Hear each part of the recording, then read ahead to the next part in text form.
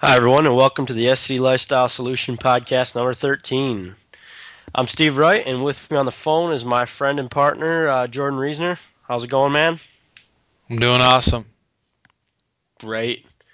Great. All right, so we're kicking off podcast lucky number 13, and we were kind of brainstorming before we got started here on what we wanted to discuss today and kind of what's been on our minds after the holidays and everything. And I think after speaking with a lot of my relatives and friends and family who are aware that I've been on the diet and haven't been on the diet, something that really came up in conversation was like the words we were using, the vocabulary that we were using, in the word diet, and how depending on where you are in life and what you've been exposed to, your understanding of or your definition of vocabulary can really take a conversation and turn it one way or the other. Um, Jordan, you want to kind of roll with that and tell me about your experience with the word diet and how it relates to speaking with people? Sure.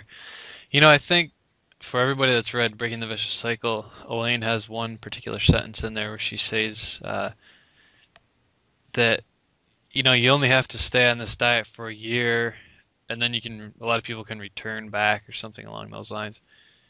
And that kind of draws a lot of people in to actually give it a try, which is good, but it implies that same thing that the word diet does, which is that it's a temporary thing. It's a thing that you're going to do for a short amount of time to sort of get better, and then you can go back to your old way of living. And it's something that I got sucked into originally, but the word diet to me just has all this connotation like it's a temporary thing where I'm forcing myself to do this even though I don't want to. And it's always related to weight loss.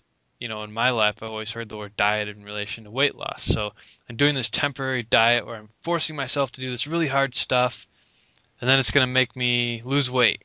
And then once I lose all the weight, it's fine. I'm going to go back to the way I used to eat before. And when you look at stuff like that, you realize that it doesn't really make sense, right? If you were on this diet that used to make you really overweight, and then you go on another diet that causes you to lose all that weight, why would you be able to go back to the old diet? Wouldn't that make you gain all the weight back in the first place? And so the word diet has all this stuff related to it about it being temporary and it being short-sighted and it being something that's horrible and something that's temporary. But the reality is that the SCD diet is not necessarily like that, because it's different in that you're not trying to do one specific thing like lose weight. In this case, you're trying to improve your digestion, which when you improve your digestion, that's going to improve all the different areas of your life. So if you can focus on switching the connotation from the word diet to what we conveniently named our site, a lifestyle choice. So you're doing the SCD lifestyle rather than this crash diet to heal your gut. This is a lifestyle choice. It completely shifts your paradigm on the way you think about things. So for me, when I first started out, I thought, okay, this is something temporary I'm going to do. But that's what got me through the intro diet. And as soon as I started feeling better, I was like, wow, this is a lifestyle. This is my new lifestyle. This is how I eat now. This isn't a diet. This is just how I eat now. And forever since that point, I've had a whole new outlook on it, in thinking that necessarily I don't want to go back to the way I used to eat before, because that's how I got sick in the first place. Does that kind of help, Steve? Yeah, that's kind of what or kind of what I was going for. But I think if I can just break it down a little bit farther, what I think is important that I've come to realize as well is that the word diet, if you look it up, I didn't look it up before the show, but to me, it can mean several different things. A diet is just a group of food that you eat. So we have the standard American diet, which is, eating the processed food. It's eating everything in the supermarket. Everybody has a different standard American diet. I mean, while we eat a lot of the same things, McDonald's or Wendy's or something like that, we don't all eat the same foods all the time. So diet can mean that. Diet can mean like you were talking about, which is usually what I connotate the word diet with, which is like a weight loss or a blood sugar reducing diet, or maybe like a vegan type thing where you're trying to support a type of animal or a way of treating the environment or something like that. And that's like a specialty thing where you do that because you're looking to get towards a different goal. And usually when I think of it, I do think of it as like a short term weight loss type of thing. And I think that's just really too bad, and it's kind of sad because, like I said before, everybody has a diet, and their diet is what they eat every day. It's just a group of food that you put in your body. So to me, it really sucks sometimes when I'm talking with people and I say the word specific carbohydrate diet, because if they have the same background that I do and they've gone through the same experiences that I have, where they've maybe tried some weight loss diets or some fad diets, and they haven't been successful, when they hear the word specific carbohydrate diet, they might associate their experiences and their ideas surrounding the word diet with the specific carbohydrate diet. So they'll just be like, oh, well, what's that? Some sort of low carb diet to lose weight that you can do for 8 weeks or something? And that really sucks because, like you said, your specific carbohydrate diet is a group of food that you started eating that made you feel better, and now you've decided that it's more of a lifestyle choice. So your diet, just DIET, is started with a specific carbohydrate diet, and it's just a accumulation of all the different foods you've tried and make you feel good. So it really pains me when I talk to people and they automatically assume that this sort of diet is like some sort of unnatural, not healthy way to go about achieving a goal, and that just pisses me off. So that's why I really do like, we chose the name SCD Lifestyle for a reason, because it's your life, it's your diet, it's what you put in your body every day. And I think it's really important for everyone listening to think about the word diet and think about what the definition means to you. And then when you tell people about the diet that you're on, or the specific carbohydrate diet, just, ask them, what does diet mean to you? What do you get from that word? Because their definition is most likely different than yours. And so if you're really trying to communicate that you're making a change for your health, for your digestion, for your overall body, just to feel better, that it's important that you're both on the same page with that definition. Wow, Steve, you said a nugget in there, and I want to go into it with you. And you talked about how diet is just a group of foods that you eat. And something that we always talk about is how the specific carbohydrate diet needs to be customized and personalized for your particular situation, so that, like, a lot of people start the SCD diet and just eat everything that's SCD legal. And they bake almond flour this and almond flour that, and they eat the yogurt and all kinds of dairy and all these things, and they never have success. And we always talk about how you got to figure out what your food safe zone is, and you got to build on that, and you got to make your personalized SCD diet that's for your body. And so you touched on that a little bit, and you said that the word diet and the connotation diet is just the group of foods that you eat.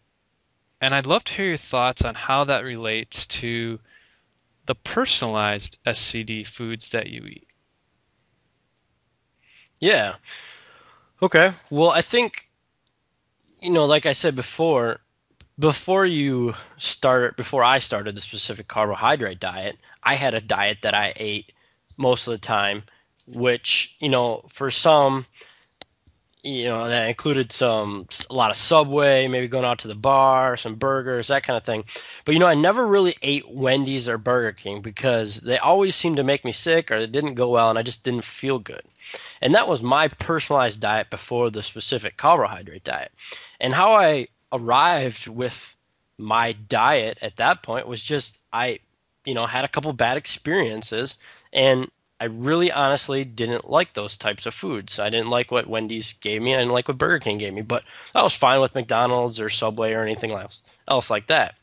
And what you'll find is most everybody in this world has some food groups like that. Like, some people would be like, I just can't do sushi. I just don't do the texture, or it makes me sick, or it really reacts with me wrong. And I think that's important to realize because what people have done is they've done their own experimentation really just by living and eating something and then making an observation based on that. They've created a little experiment and they've reached a conclusion based on that experiment, which is for me, I don't like Burger King because I don't like the way it makes me feel. But give me McDonald's all day.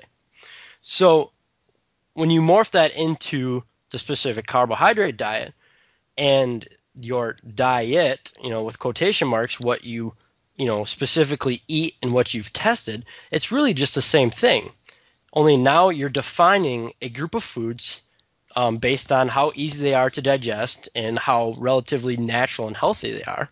And you're really just doing the same thing. You just kind of pick a food, you eat it, and then you observe what happens. And just like performing any other experiment, you're performing an experiment of one, just an n equals 1 experiment with yourself. And this is the best science you could ever get anywhere because no one else can do this experiment for you, only you can. And so you just look at a group of foods, you look at a recipe or something, you look at it, you say, I think at this point, all these foods should work out well. I'm going to try them all together at the same time. And you eat it, and you could reach all kinds of conclusions. Everything from this tastes amazing, the texture is so crunchy and sweet at the same time, or you could be like, this tastes awful, it's like a snotty soup or something. And at the same time, you'll also get another conclusion from that, like, wow, this made me feel really well, or wow, that sucked. I went to the bathroom 7 times today, and I had horrible gas. And those are all n equals 1 conclusions from your experiment of right now, today, in my current health state, trying this new food or this new recipe. And I think it's really important to kind of break down each of those individual variables I just said, Jordan, and I would love to hear you run with it about talking about how it's important to realize that what I tried today is a specific, equation, a specific experiment. Do you know what I'm talking about? Definitely, and I think my favorite example of this in my life is coffee. And so before the SCD diet, I loved coffee, straight black coffee. I drank lots and lots of straight black coffee. And usually when I drank it, it gave me the worst diarrhea in the world. But I didn't care because I really loved it and I was sick all the time anyways. But when I started the SCD diet, I realized that I really needed to do some things to heal my gut. So I stopped coffee completely and I didn't even think about it. I am not drinking coffee on this diet. So as I started feeling better, and I'd been on the diet about, I don't know, I think it was about 6 months in, I was feeling great. And I thought, you know what? I got the craving to start trying coffee again. So I got some straight black coffee and started trying it again, and I did it. I didn't change anything else. I introduced it for 4 days straight. And every day it gave me some horrible diarrhea, gas, cramping. So again, there was my n equals 1. Right now, I just can't have coffee in my life. I'm just not at a point where I can have coffee. But when I don't drink coffee, I feel great. So I had my foundation of foods, and I kept building them, and I kept getting better. And over time, I tried different things. And anyway, long story short, probably what was it? I want to say it was back in August of this year. Which was a little over a year on the diet, I started again. I thought, okay, I'm going to try coffee one more time. It's been, it was like, I don't know, I want to say it was like 8 months since the last time I tried it. It's like, well, I've done a lot of healing. I've tried a lot of different things. I'm feeling way, way better than I did 8 months ago. I'm going to give this coffee a try one more time. Again, n equals 1. Things have changed. I've changed. My body's different. So I tried coffee again. I had 1 cup of coffee the first day, and I felt fine. So the next day I had 1 cup of coffee, and I felt fine again. 4 days in a row, 1 cup of coffee, I felt fine again. Of course, then I started getting a little crazy, and the next time it was 2 cups of coffee. And so now I've leveled out. I drink about 2 to 3 cups of coffee every morning, and I won't really let myself get too much more than that. Just because it gets a little crazy, but I found now that my N equals 1 right now in my life, at this point on the diet, is that I can have 2 to 3 cups of coffee and I feel fine. And it took me a long time to get there, but that's a great example of what you were saying, Steve, in that your N equals 1 is at that particular time in your life, that particular time in your healing, that particular time in what's going on in your body. And every once in a while, you have to retest those theories. You have to retest those assumptions. And it's really mentally challenging. I really struggle with it. But every once in a while, I just get up the gumption to say, okay, my N equals 1 was this, so now I need to test it and see where it's at now, 8 months later. And you just don't know what's going to happen until you try it. Does that help? Does that support what you were talking about? Yeah, yeah, definitely. And I think it was great that you walked everybody through, an example from your life, and basically you walked us through how to basically be your own N equals one scientist. And I think that's what everybody needs to think about while they create their SCD diet, their personalized food safe zone, and really just as they grow into new health and look at new foods. Because I think that's really the key is being a scientist and being able to say, okay, at this point in my life, I've optimized these different variables and I've been doing SCD for this long. And when I tried dairy, things didn't go well for 3 days. So I stopped dairy. I went back to all the rest of the foods I was eating and I feel fine. And so at that point, you've reached the conclusion that you don't do dairy. Like dairy just does bad things with you. But like you said, it's important to, again, later on, if you're interested, retest that theory.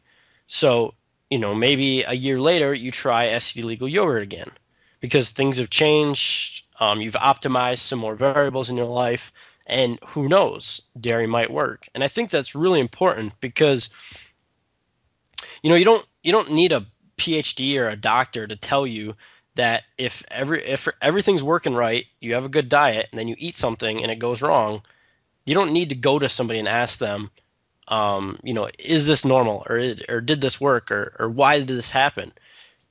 If it happens, you remove it, and as long as everything goes back to how it was beforehand, try it again. And that is the hardest thing in the world to do. If you say for bananas, like if you know, or if you create your food safe zone, then you eat a banana and then you have diarrhea.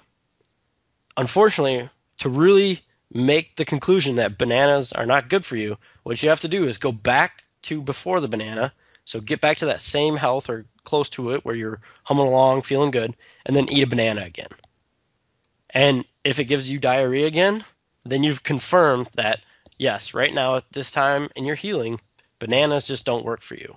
And so I think that's really important to get that confirmation step, because what really seems to happen with a lot of people we talk with is that they'll try one food and they'll reach a conclusion, but they never retest that theory. Or even worse yet, say they tried the specific carbohydrate diet once and they did it a specific way, and that specific way was like, say they ate everything legal in unlimited quantities of anything they wanted.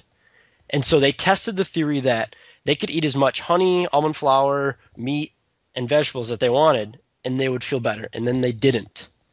And it's really sad that they now label that the specific carbohydrate diet doesn't work for them, because maybe if they test that theory again, they unlimited everything, they'd find out, yes, for sure it doesn't.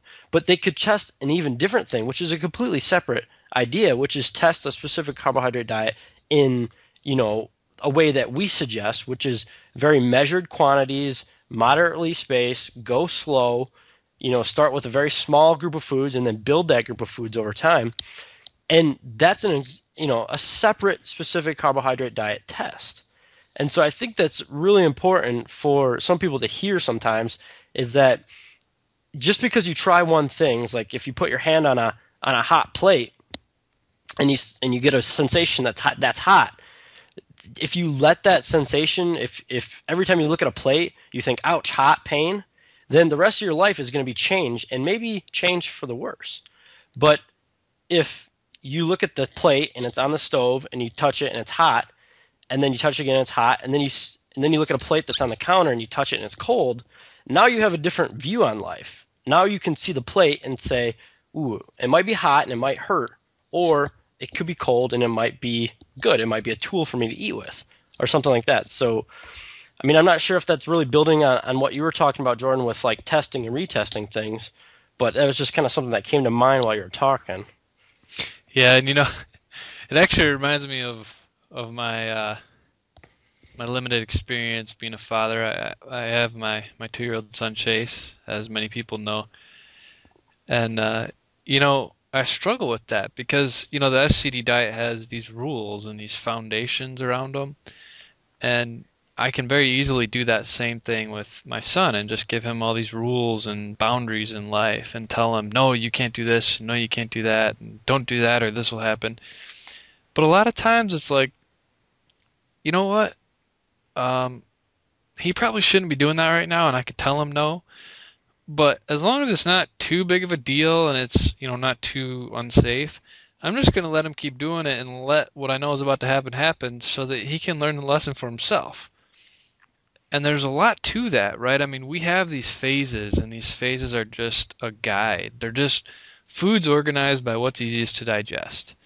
And they do not apply to everyone. They are going to be a little bit different for your n equals 1.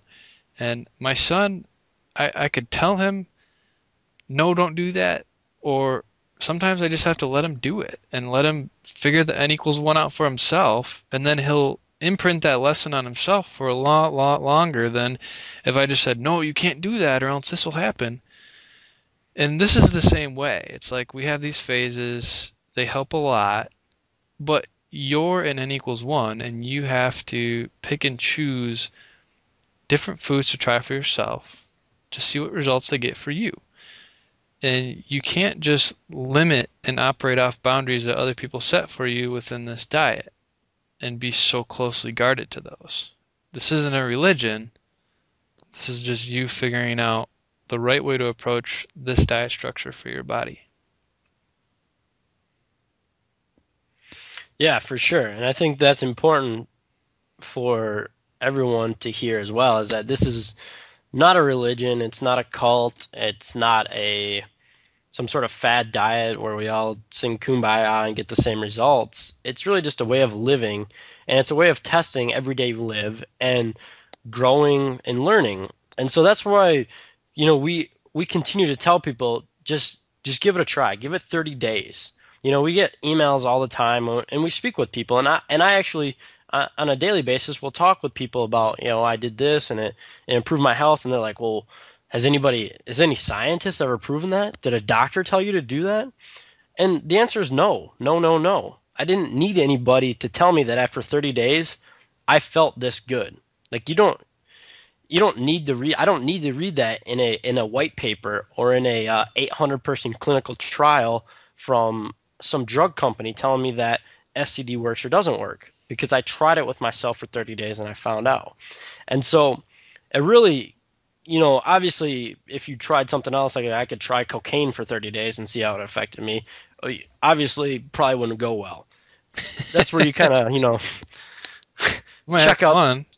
Yeah, you might have. I'm probably have a lot of fun. I'd probably be pretty broke and not have very good digestion. But it kind of goes back to like what's the negative side effect, right? So the side effect of SCD is that you spend 30 days trying weird foods and you don't like any of them. Like that could be like the worst outcome of trying SCD for 30 days. Whereas if you tried maybe a new combination of drugs, it would be a bunch of paperwork and lots of copays and such.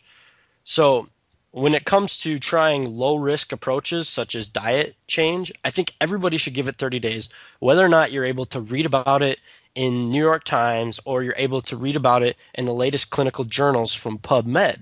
It's just you making a change in your life with a low risk, high reward opportunity. I think that's a great point, and I think that this podcast has kind of come full circle, and we can start to close the loop here in a little bit. That the fact is that this is a diet that you're doing for yourself to heal your body. It's a group of foods that you're going to create that are going to help you get better. You got to customize it, you got to personalize it based on a little bit of foundation, but based 100% on what works for you and your n equals 1. and you're going to grow it into the lifestyle that's going to create your healing gut.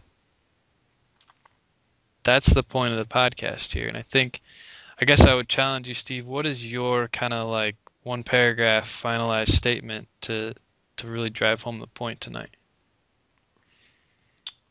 Uh, don't test cocaine for 30 days. No, I'm just kidding. I'm just kidding. Um, I would say that everybody is a scientist. Think of yourself as a scientist. You have the power over your life and you have the power over reaching your own conclusions. So make sure you look at the entire situation, test a variable in the situation, and then reach a conclusion. And always remember that that conclusion is subject to change if the limiting things that you put on that, such as today's date, time, and my health, change in the future. So just like Jordan's coffee experiment, broccoli was the same thing for me. 6 weeks into the diet, I tried broccoli and went horrible. Then, about 14 or 15 weeks into the diet, I had broccoli again, and I was fine with it. So remember that you're your own scientist. You can reach your own conclusion irrespective of what anybody tells you, and just be willing to go for it. Just be willing to try it. Awesome. Awesome. I love it. Everybody's a scientist. Yeah, that's what I got. So I don't know if Jordan, if you wanted to wrap that up with anything else. We touched on a lot of things from the vocabulary to communication to Heavy drugs. testing and yeah, heavy drugs. I don't know if you've tried a lot of heavy drugs or anything. If you want to comment on those, but I have probably not, actually. I'm very boring and I have a family and I'm not very much fun, so. okay. Good to know you're sane. All right. Cool. Well, I guess with that, we'll wrap up our podcast number 13 here. But just want to reiterate, we'll include a link to the phasing charts. And think of these as part of your equation to figuring out your diet, which is, remember, just a group of foods you eat on a regular basis. So thanks, everybody, for listening. This has been the SCD Lifestyle Solution Podcast number 13.